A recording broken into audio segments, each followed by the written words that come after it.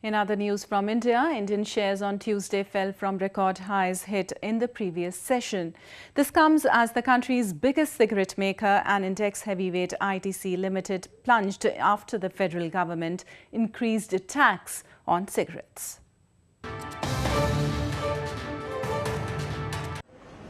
India's benchmark Bombay Stock Exchange Index Sensex backtracked from record high levels with a 12% plunge in ITC shares, dragging the index lower in early trade on Tuesday.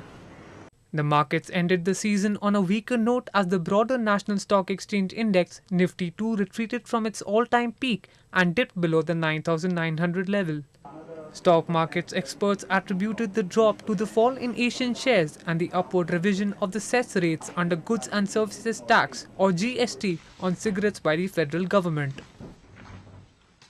Post GST, the taxation on cigarette were reduced between 7 to 12%.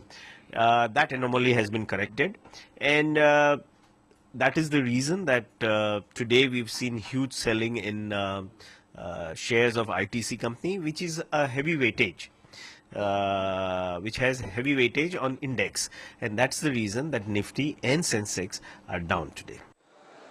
India raised the total tax on cigarettes, resulting in an increase of as much as $12 for every 1,000 cigarettes with effect from Tuesday, adding about $777 million in revenues for the government.